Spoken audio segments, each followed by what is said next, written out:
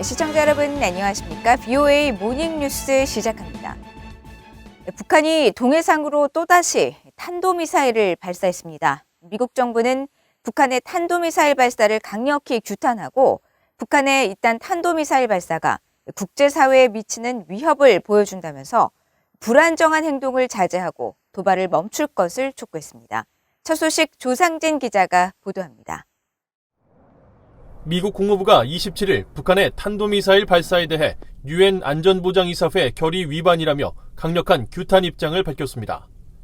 국무부 대변인실 관계자는 이날 28일 만에 재개된 북한의 미사일 발사에 대한 VOA의 논평 요청에 미국은 북한의 탄도미사일 발사를 규탄한다면서 이번 발사는 올해 앞서 다른 발사와 마찬가지로 유엔 안보리 결의에 명백히 위배된다고 지적하고 이번 발사는 북한의 불법 대량 살상 무기와 탄도미사일 프로그램이 북한의 이웃 나라들과 영내 전체에 미치는 위협을 보여준다고 비판했습니다.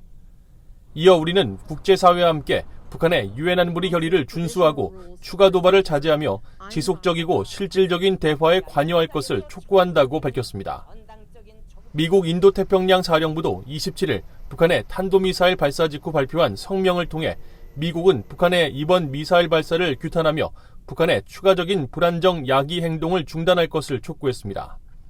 인도태평양 사령부는 북한의 탄도미사일 발사 사실을 알고 있으며 한국과 일본을 비롯해 다른 영내 동맹, 파트너 국가들과 함께 긴밀히 협의하고 있다고 전했습니다. 이어 우리는 이번 발사가 미국 측 인력이나 영토, 동맹에 직접적인 위협을 가하지는 않는다고 판단하지만 상황을 계속 주시할 것이라고 밝히고 한국과 일본에 대한 미국의 방어 의지는 여전히 철통 같다고 강조했습니다. 이런 가운데 미국과 한국, 일본의 북핵 수석 대표들은 3자 전화 협의를 갖고 북한의 탄도미사일 발사 문제를 논의했습니다. 국무부는 27일 보도자료를 통해 성김 대표가 북한의 탄도미사일 발사 문제를 논의하기 위해 후나코시 다케이로 일본 외무성 아시아대양주 국장, 노규덕 한국 외교부 한반도 평화교섭본부장과 전화협의를 가졌다고 전했습니다. 그러면서 성김 대표가 여러 유엔 안보리 결의 위반이자 영내 안정을 심각히 위협하는 북한의 이번 미사일 발사를 규탄했으며 일본과 한국 동맹과의 긴밀한 삼국 협력에 대한 미국의 지속적인 의지와 함께 북한과 진지하고 지속적인 외교에 임할 준비가 돼 있다는 점을 강조했다고 설명했습니다. 또 한반도의 완전한 비핵화라는 공동의 목표와 한국, 일본 방어에 대한 미국의 철통 같은 공약을 재확인했다고 밝혔습니다. 앞서 한국합동참모본부는 북한이 한반도 시간으로 27일 오전 8시쯤 평양 순안 일대에서 동해상으로 발사한 탄도미사일 추정 발사체 한 발을 포착했다고 밝혔습니다. 북한 조선중앙통신은 28일 국가우주개발국과 국방과학원이 정찰위성 개발을 위한 공정계획에 따라 중요 시험을 진행했다고 보도하고 27일 이뤄진 탄도미사일 시험 발사는 정찰위성 개발을 위한 목적이었다고 주장했습니다. VOA 뉴스 조상진입니다. 일본 정부가 북한의 27일 탄도미사일 발사에 대해 유엔 안보리 결의 위반으로 영내와 국제평화 위협이라고 강력하게 규탄했습니다. 일본 정부 대변인인 마스노 히로카즈 관방장관은 28일 정례브리핑에서 북한의 탄도미사일 발사를 규탄하고 해당 미사일은 최고 고도 약 600km로 약 300km 정도 날아가 북한 동쪽 해안과 일본의 배타적 경제 수역 밖에 떨어진 것으로 추정된다고 밝혔습니다. 그러면서 북한의 군사 동향에 대해 미국 등과 함께 필요한 정보를 수집해 분석하고 경계와 감시에 전력을 다해 나갈 것이라고 강조했습니다. 일본 방위성도 27일 보도자료를 통해 북한의 계속된 일련의 탄도미사일 발사가 일본과 영내, 나아가 국제사회의 평화와 안전을 위협하는 것으로 유엔 안보리 결의를 심각히 위반하는 것이라며 강력히 규탄한다고 밝히고 북한이 지난해 1월 당 대회에서 정찰위성 설계 등을 언급한 만큼 관련 시험 가능성을 분석 중이라고 설명했습니다. 3월 9일 치러지는 한국의 대통령 선거 이후 5월에는 새 정부가 출범합니다. 미국 의원들은 한국의 새 정부 출범을 계기로 미국과 한국 관계 현안에 대한 영향을 미칠 기회로 보고 있다고 미국 의회 조사국이 밝혔습니다. 또 최근 한국 내 표현의 자유와 관련해 시민적 권리 실태에 대한 미국 의원들의 관심이 커졌다는 데 주목했습니다. 이조은 기자가 보도합니다. 미국 의회조사국 CRS가 24일 갱신한 미한 관계 보고서입니다. 보고서는 미국 의원들이 올해 미국-한국 관계와 관련해 문제를 제기하거나 영향력을 행사할 기회가 다양한 해로 지적했습니다. 특히 상원은 최근 바이든 행정부의 한국 대사 지명으로 인준 청문회를 통해 한반도에 대한 미국의 정책을 검토할 수 있고 매년 3월에서 4월 상원 군사위원회에 한반도 안보 점검 청문회를 통해 한반도 준비 태세 등을 점검할 수 있으며 오는 3월에는 한국의 대통령 선거도 있다는 겁니다. 보고서는 특히 3월 선거 이후 오는 5월 한국의 새 정부 출범에 주목하면서 미국 의원들은 한국의 새 대통령과 새 정부팀에 조기에 접촉하는 것이 대북 정책 다음 단계와 인도태평양 영내 접근법과 관련해 협력할 기회를 제공할 것이라고 강조했습니다. 또 한국의 새 정부 출범은 미한일 3국 공조와 관련해 미국 의원들이 한국과 일본의 양국 관계 개선을 독려하는 기회도 될 수 있다고 진단했습니다. 의회조사국의 이번 보고서에는 미국 의원들이 지난해와 올해 한국의 시민적 권리 실태에 대해 큰 관심을 보이고 있다는 분석도 추가돼 주목됩니다. 한국의 민주적 변천과 이를 공고화하는 가운데서도 한국 민주주의의 깊이에 대한 의문이 계속 이어지고 있으며 민주주의에 대한 한국의 공약은 조건부로 보일 수 있다는 겁니다. 청와대의 정권을 누가 잡느냐에 따라 정치적 협력자들과 그 반대 세력에 대한 기준이 다르다는 설명인데 구체적으로 한국의 대통령은 행정부의 주요 권한을 정치적 반대 세력을 겨냥해 이들을 수사하는 데 이용한다며 이런 선택적 억압의 역학관계는 종종 대북 정책을 둘러싸고 발생한다고 지적했습니다. 그러면서 소위 대북전당 금지법 시행처럼 문재인 현 대통령이 정부의 친관여 대북 정책에 반하는 활동이나 발언 등 표현의 자유를 선택적으로 꺾는데 권력을 이용해 한국 국적이 아닌 학자나 인권기구들로부터 비판을 받은 점을 예로 들었습니다. 보고서는 이어 러시아의 우크라이나 침공과 관련해 신중하다고 평가되는 한국의 대응은 러시아에 대한 한국의 전략적 경제적 이해관계에 따라 조절될 가능성이 높다고 분석했습니다. 특히 유엔 안보리에서 러시아의 거부권과 러시아와 북한의 오랜 외교 정치적 관계는 러시아가 북한 관련 움직임에서 영향력을 행사할 기회를 제공한다고 지적했습니다. 보고서는 중국 문제와 관련해선 한국이 산업화 경제와 군사력에서 세계 최고의 반열에 오르면서 미국 의원들은 한국 정부와 기업 단체가 미국의 인도태평양 전략, 특히 중국 문제에서 한국이 어떤 역할을 할 수 있을지 모색하게 됐다고 밝혔습니다. 그러면서 한국 정부 관리들은 일반적으로 한국에 직접적인 영향을 미치지 않는 중국의 행동에 반대를 제기하는 것을 망설였다고 지적했습니다. 보고서는 그러나 중국 문제에 대한 한국 정부의 이런 태도는 한국 여론의 반중 정서 고조로 인해 바뀔 수도 있다고 분석했습니다. VA 뉴스 이조은입니다. 한국의 20대 대통령 선거가 3월 9일 실시됩니다. 앞으로 5년 동안 국가의 운영을 책임질 새로운 지도자를 뽑기 위해 현재 정책 토론과 선거 운동이 한창인데 한국 대선을 앞두고 BOA는 문재인 정부의 대북 정책 전반을 돌아보고 동맹국 차기 정부의 정책 방향에 대한 미국 조야의 기대와 또 제안을 들어보는 기획 보도를 마련했습니다. 오늘은 그 첫 번째 순서로 문재인 정부가 추진했던 한반도 평화 프로세스에 대한 평가를 전해드립니다. 함지아 기자의 보도입니다. 북한이 동해상으로 탄도미사일을 발사하며 새해 첫 도발의 신호탄을 쏜 지난달 5일.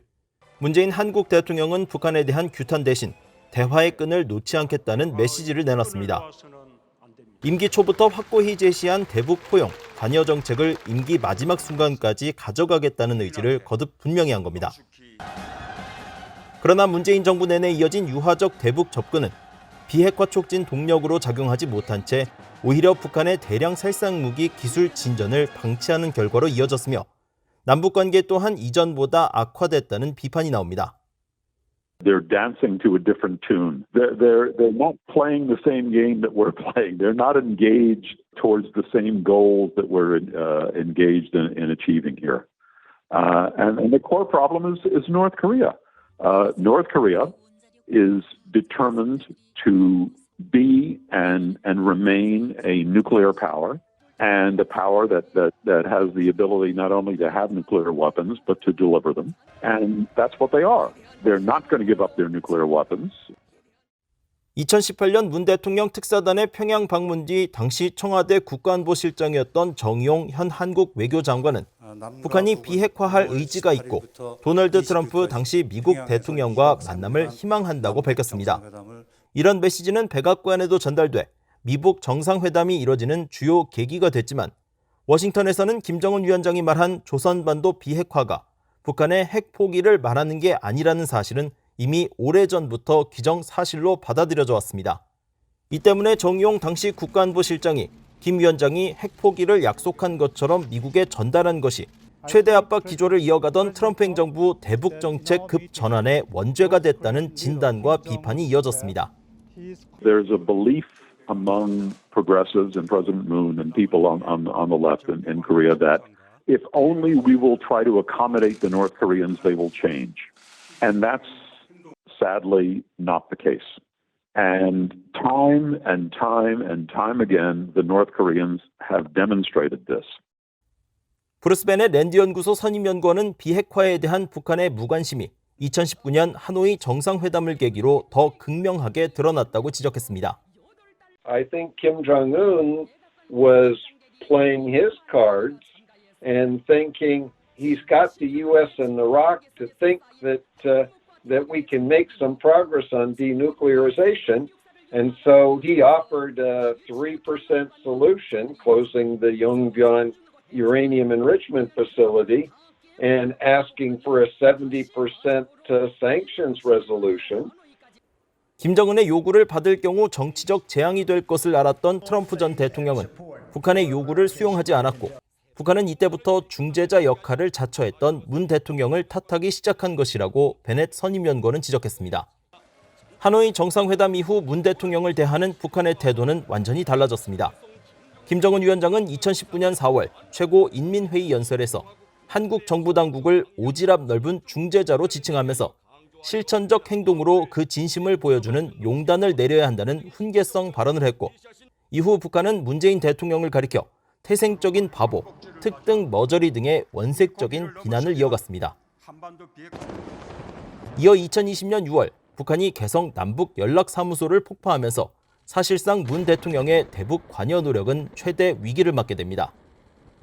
He could not advocate for violating UN sanctions. He could not repeatedly offer an extending list of benefits after North Korea has threatened South Korea, blown up the inter-Korean liaison, threatened South Korea if it doesn't impose restrictions on free speech in South Korea.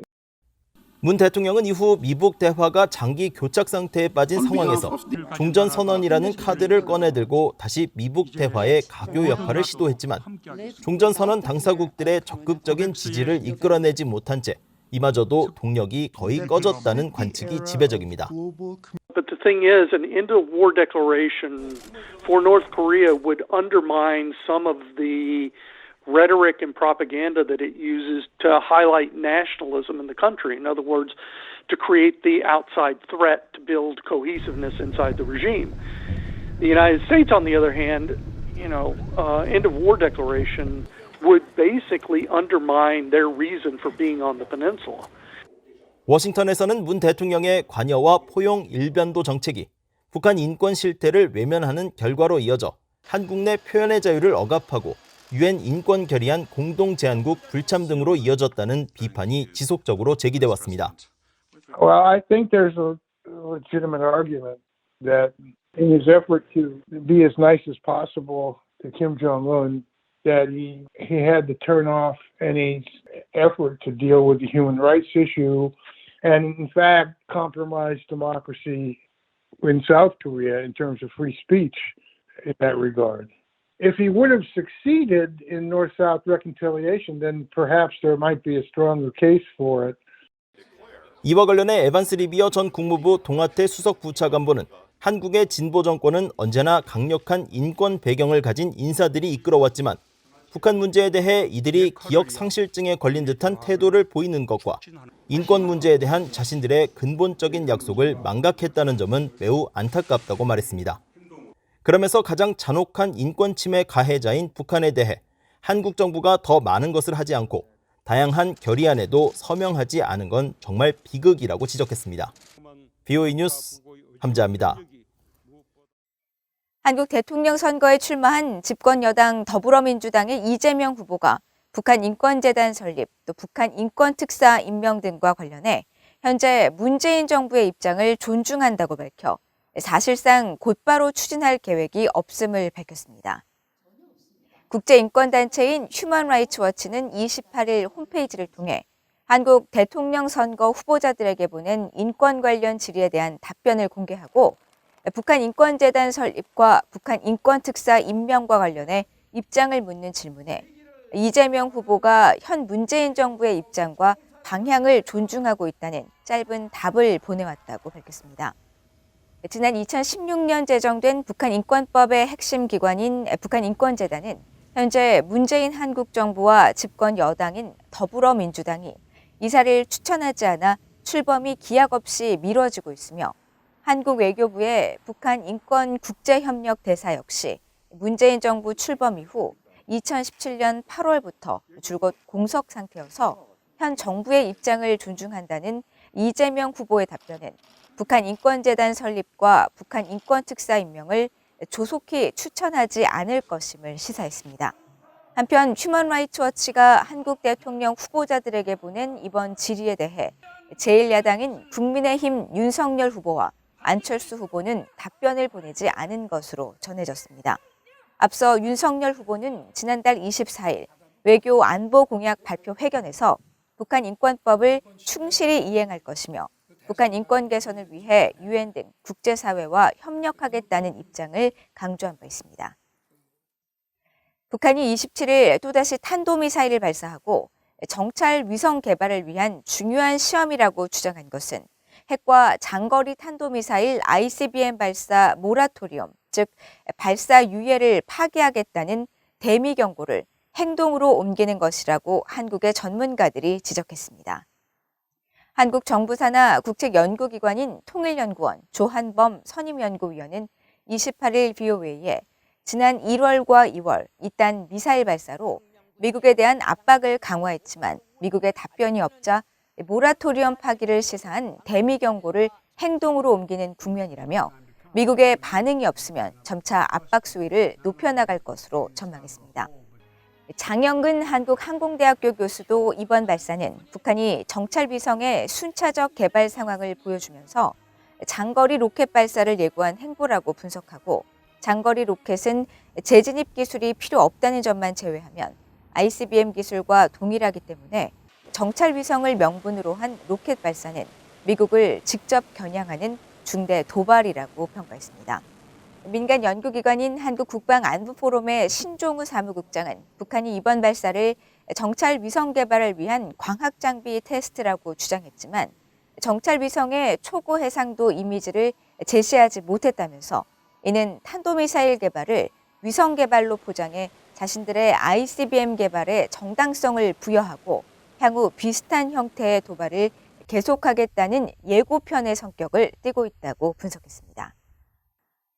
이상으로 BOA 모닝 뉴스를 모두 마칩니다. 시청해주신 여러분 고맙습니다.